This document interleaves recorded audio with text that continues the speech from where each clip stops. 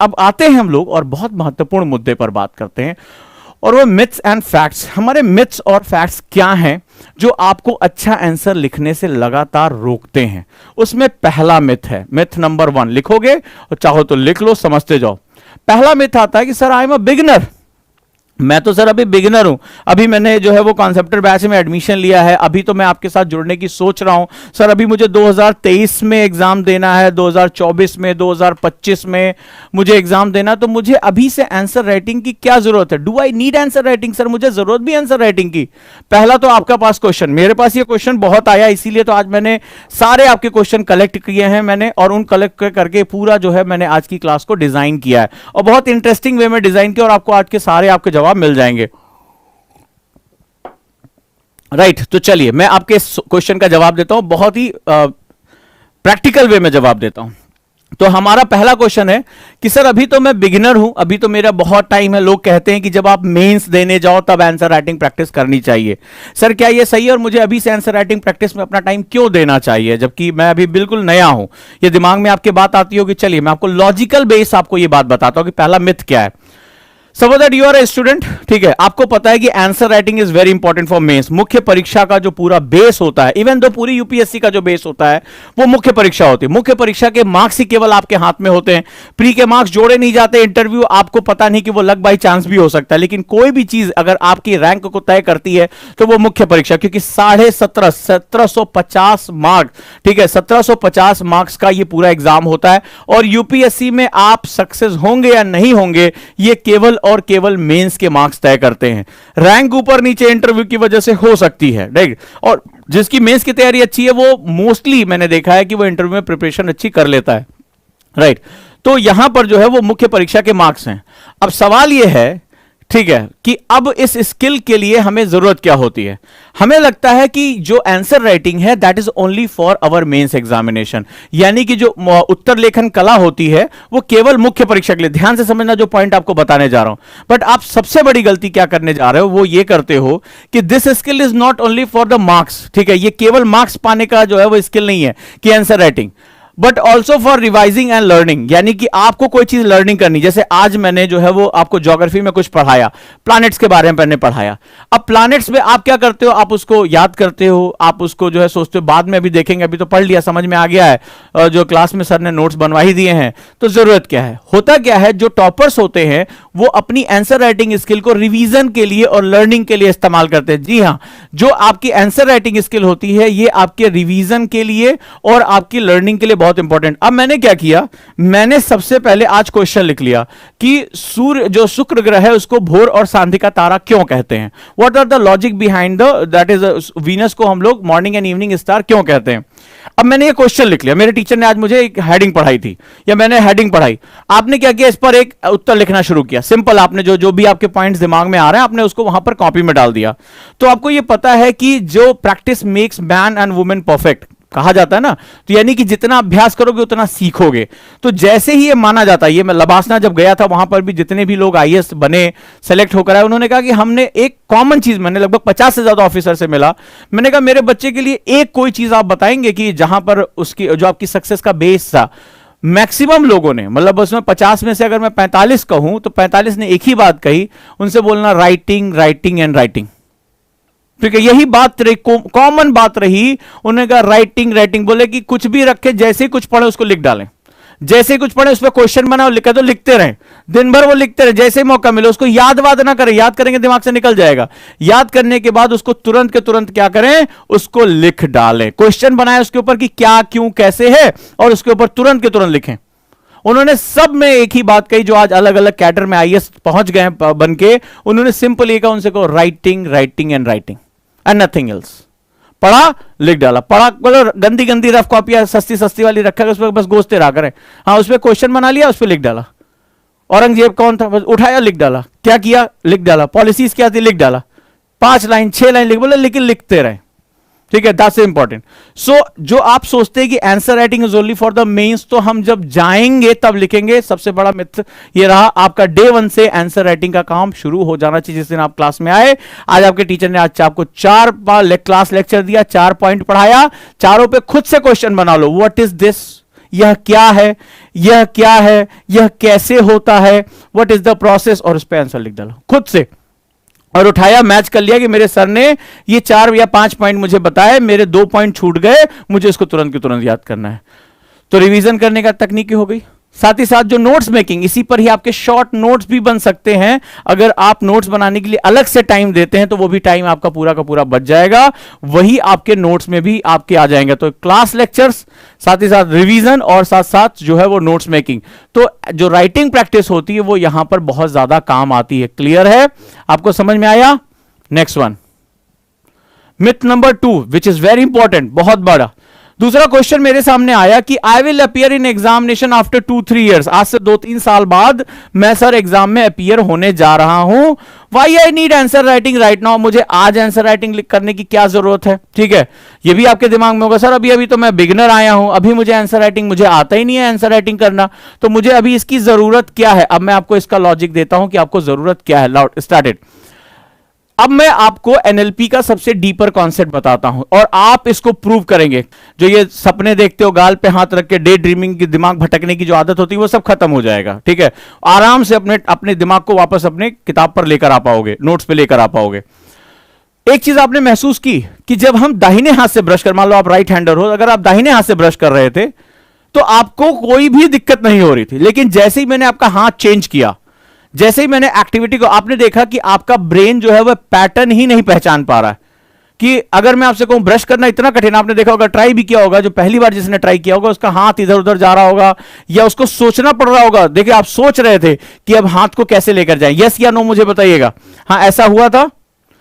अब यहां देखिए, तो आपने अगर कोशिश की होगी तो इसका मतलब है हमारे दिमाग में पैटर्न्स होते हैं। ठीक है, हम जब राइट हैंड, कुछ नहीं, हम तो गाना भी सुन रहे थे। अब जैसे एक बच्ची ने लिखा कि सर हम 10 मिनट लग गए और उस शीशे के सामने खड़े होकर कोशिश करते रहे और बहुत ध्यान लगाना पड़ रहा था ब्रश करने के लिए। अभी एक मैसेज आया कि सर बहुत ध्यान लगाना पड़ रहा था, आपने भी कोशिश की होगी, नहीं तो हाथ इधर उधर चला जा रहा था। इसका मतलब हमारे दिमाग में एक पर्टिकुलर पैटर्न्स होते हैं। अब यही चीज मैं आपको सिखाने की कोशिश कर रहा हूं, लॉजिक देने जा रहा हूं प्रैक्टिकल एग्जांपल के साथ। चलिए, अब आपको मैं आंसर राइटिंग क्यों करनी चाहिए इसकी सबसे गूढ़ विद्या बताने जा रहा हूं, जो कि हमें एनएलपी में सिखाया जाता है, न्यूरो लिंग्विस्टिक प्रोग्रामिंग में सिखाया जाता है, जो मैं अब आपको देने जा रहा हूं, जो कि बड़े महंगे सेमिनार होते हैं इसके। ठीक है, तो चलिए आज आप उस जो है बहुत इंपॉर्टेंट कॉन्सेप्ट को समझिए जिसके बारे में हमारी कोई भी नॉलेज नहीं होती, ताकि आज से आपके मिथ खत्म हो जाए। हमारा जो concept of motor activity of brain, हमारे दिमाग में मोटर एक्टिविटी होती है। मोटर एक्टिविटी आपने देखा होगा, जब छोटा बच्चा, आज मैं आपसे कहूं कि ऐसे टहल लोगे, तो आपको कहे सर ये कौन सी बात आप कर रहे हैं, मैंने कहा ऐसे दौड़ लोगे अपने आप से, तुमको अरे सर क्या बात कर रहे हैं, जितनी तेज कहे उतनी तेज दौड़ लेंगे। मैंने कहा लंगड़ी से कूद लोगे, बोले हाँ, अरे सर कौन सी बड़ी बात है, कूद लेंगे लंगड़ी से। ये क्या सर आप एग्जाम्पल दे रहे हैं। लेकिन थोड़ा सा ध्यान रखो, जब पहली बार आप सीधे खड़े होने की, जब आप बच्चे थे तो आप सीधे खड़े होने की कोशिश कर रहे थे, आपको नहीं पता था, आप मान लो जो है बकैया बकैया चल रहे हैं, घुटने के बल चल रहे हैं, और आपको ये बिल्कुल नहीं पता था कि सीधे कैसे चला जाता है, कैसे दौड़ा जाता है, आपको नहीं पता। तो याद रखिएगा, उस समय आपकी अपनी हालत अपने माता पिता से पूछिएगा तो आपको उंगली पकड़ के एक एक कदम चलना सिखाते थे, धीरे धीरे आप स्टेप्स रखते थे, बैलेंस बना, गिर जाते थे, फिर उठते थे, फिर आपको जो है 1-2 कदम चलाया जाता था। तो होता क्या है कि उससे पहले हमारे दिमाग में चलने का कोई पैटर्न नहीं था। जब हम बच्चे होते हैं हमारे पास कोई पैटर्न नहीं होता है। धीरे धीरे हम एक्टिविटीज करते हैं, उसको बार बार रिपीट करते हैं, तो हमारे दिमाग में पैटर्न्स बनने शुरू हो जाते हैं। इसको मोटर एक्टिविटी कहते हैं। मोटर एक्टिविटी का मतलब होता है कि जब हम चलते हैं तो सबसे पहले उसका इंप्रिंट हमारे दिमाग में आता है। याद रखिएगा, मोटर एक्टिविटी बहुत इंपॉर्टेंट होता है। फॉरेन में इस पे बहुत काम होता है, बच्चों को सिखाया जाता है। खैर, हमारा एजुकेशन सिस्टम ऐसा है कि जहां पर इस नई चीजों के बारे में हमारा टीचर ना बात करता है, ना हमारा एजुकेशन सिस्टम बात करता है। तो मोटर एक्टिविटी वो पार्ट होती है कि पहले हम कुछ भी करते हैं, जैसे मान लीजिए आपको चलना है, दौड़ना है, अभी आप चलते जा रहे हैं, अचानक से आपके सामने एक नाली आ गई, तो ऐसा थोड़े ना होगा उसमें पैर रख के चले जाएंगे। आप क्या करेंगे? अगर आपके सामने नाली आ गई तो आप सबसे पहले उस नाली की गहराई चौड़ाई आपके दिमाग में इमेजिन होता है और फिर आप उसको जंप कर जाते हैं। यही तो होता है, आप डिसीजन लेते हैं और आप जंप कर जाते हैं छोटा सा। ठीक है, तो सिंपल सा होता है कि हमारे दिमाग में एक मोटर एक्टिविटी, हम जो भी काम कर रहे होते हैं, जैसे मैं अपना हाथ हिला रहा हूं, मैं तुम्हें बता रहा हूं, तो मैं बायां हाथ या दायां हाथ कौन सा यूज करूंगा, मैं लिखूंगा, ये सब कुछ पहले कहां तय हो रहा है? मेरे दिमाग में तय हो रहा है। और यहां से दिमाग से जो है वो सिग्नल हम मेरे उस पर्टिकुलर मसल को ट्रांसफर हो रहे हैं, हाथ को, पैर को, मुझे मूवमेंट करनी है, मुझे बैठना है, मुझे खड़ा होना है, मुझे घूमना है, हाथ को किधर लेकर जाना है, ये सारा का सारा जो सेगमेंट्स है वो मेरे दिमाग से मेरे जो है मसल्स को ट्रांसफर हो रहा है। Right, right. जितना स्मूथली ये ट्रांसफर हो रहा है उतना ही जो है वो मेरे लिए महत्वपूर्ण है। इस बात को बहुत कम स्टूडेंट जानते हैं और आपको कई प्रॉब्लम का आगे सामना करना पड़ता है। Now we are going to discuss about the motor activity, यानी मोटर मेरे दिमाग के अंदर एक क्रिया अभिक्रिया होती है। ध्यान से इस बात को समझना। तो हमारे दिमाग के हिस्से में एक मोटर एक्टिविटी, यानी जो भी हम हाथ पैर हिलाते हैं या मसल्स को मूवमेंट करते हैं, जो भी हमारे मूवमेंट होती है वो हमारे दिमाग के साथ कनेक्टेड होती है।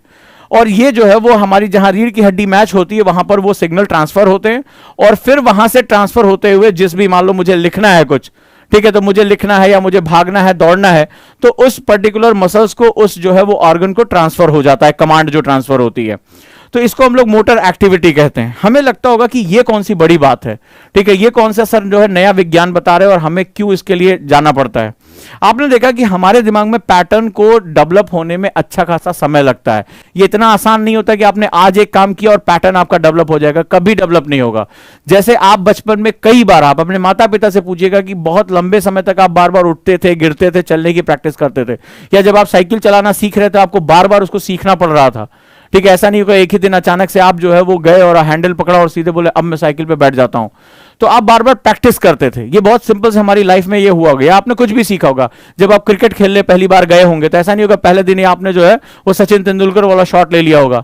पहले दिन आप बल्ला बॉल को जो है वो धीरे धीरे धीरे धीरे प्रैक्टिस करते करते करते घंटों खेलते खेलते देन एक दिन आप अच्छे जो है खिलाड़ी बन जाते हैं, आपने जो है वो कॉलेज टीम या स्कूल टीम का पार्ट बन जाते हैं। तो इसका मतलब है कि पैटर्न जब आ जाता है तो हमारे पास वो चीजें बड़ी आसान हो जाती है। मेरे बात को बहुत ध्यान से और गंभीरता से समझिएगा।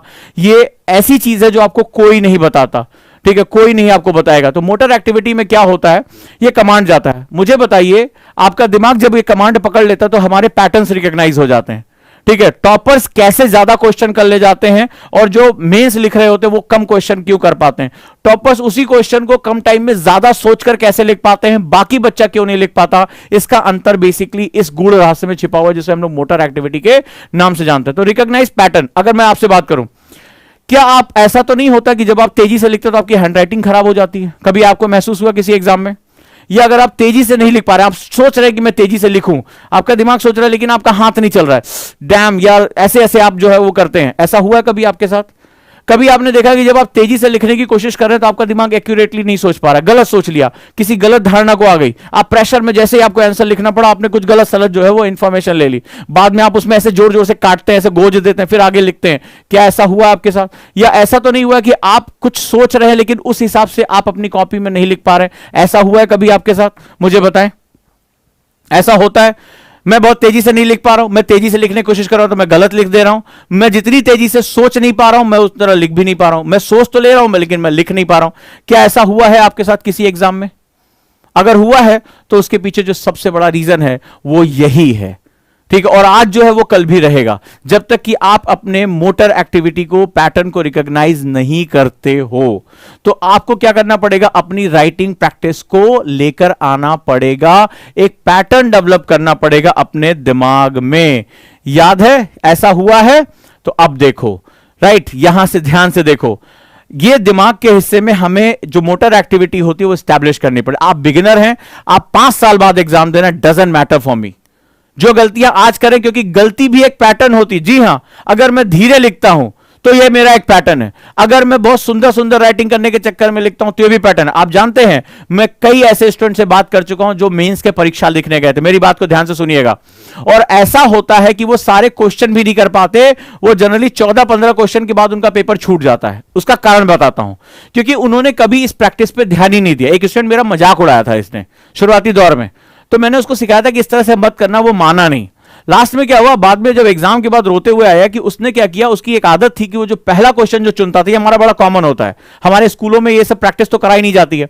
तो क्या होता है, हम पहला क्वेश्चन वो उठाते हैं जिसमें हम बहुत अच्छे से आता है। उसने क्या किया, और यूपीएससी में एक दिक्कत ये कि हर क्वेश्चन के लिए एवरेज 7 मिनट आपके पास बाउंडेड है, यानी 7 मिनट एवरेज, 7 से 8 मिनट में आपको उस क्वेश्चन को पढ़ना है, समझना है, लिख देना है और आगे बढ़ जाना है। 7 to 8 मिनट, इससे ज्यादा लोगे तो आप सेल्फ पनिश करोगे, आप पेपर छोड़ दोगे। अब उसने क्या किया, शुरुआत के जो क्वेश्चन उसने चुने उसको बहुत अच्छे, अब उसने उसमें जो है वो बढ़िया सुंदर सुंदर आराम से, हमारी आदत होती है, और लास्ट में क्या, थोड़ी देर बाद उसको टाइम कम पड़ गया।